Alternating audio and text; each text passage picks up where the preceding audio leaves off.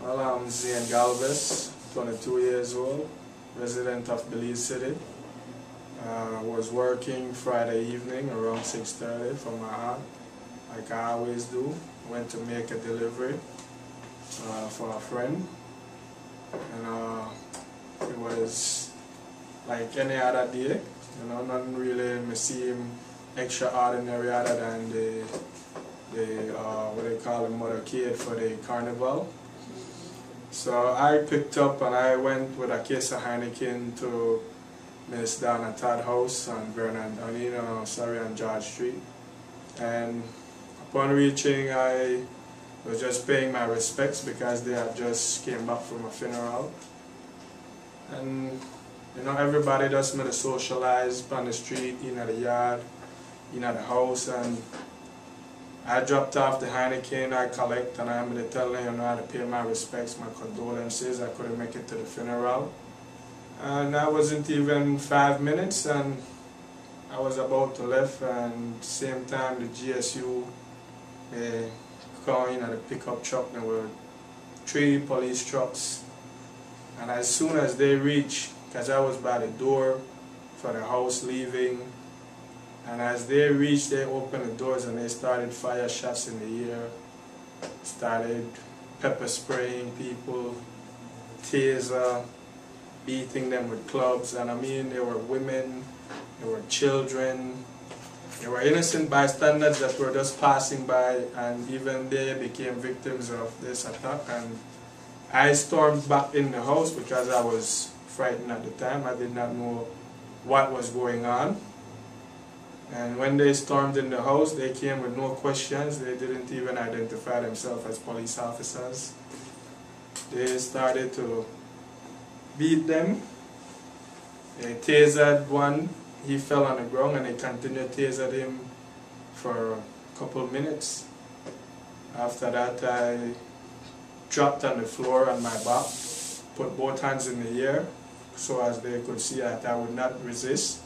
I wasn't putting up a struggle. I did not have no intention for a fight. They started clubbing guys that were in front of me, kicking them, beating them, throwing over the house, and destroying everything.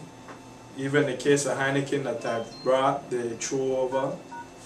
And I was on the ground, and the officer came in front of me, and I was telling him, please, I'm not in it. I was just delivering a case of Heineken. I don't know what's happening. I don't know nothing. And he looked at me for about 3 seconds on the ground, and I don't know what probably ran through his head.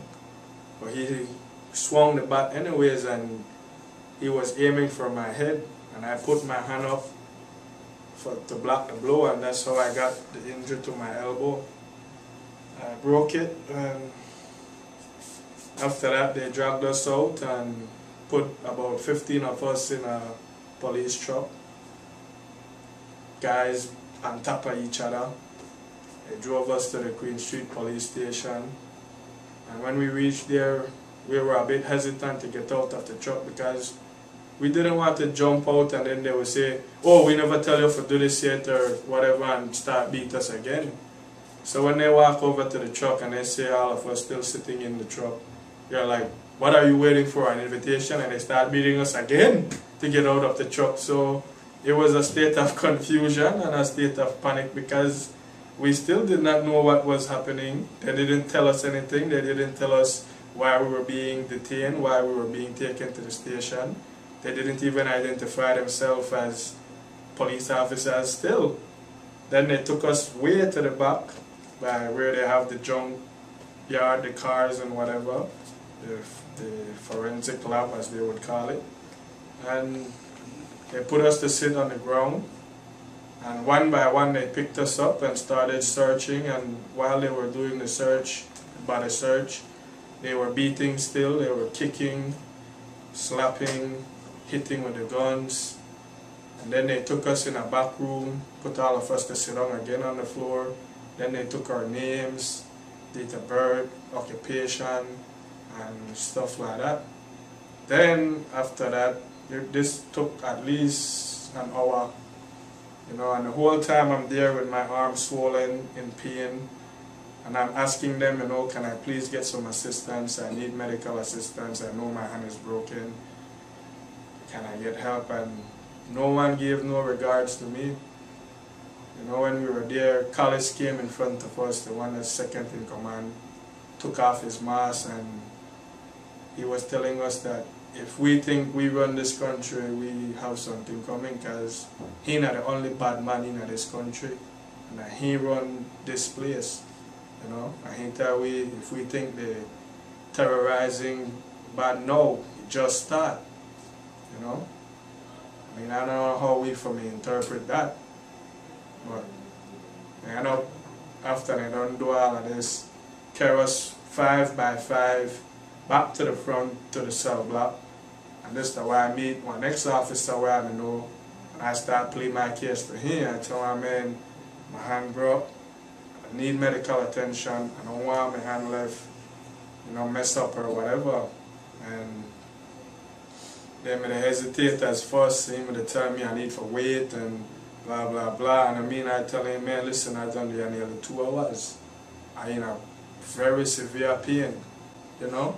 And this is how they start move wrong, and they end up calling ambulance for come aid we.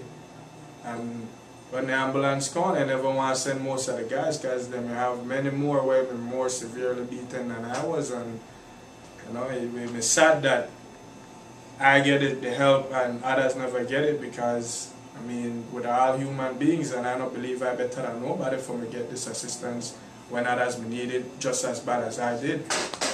And so the nurse ended up plead with the officers, and they brought out a couple more guys, and 4 of us ended up getting in the ambulance and went to KHMH to get medical attention. But even over there, it was a hectic scene, because other people who were victimized were coming over, people who got shot.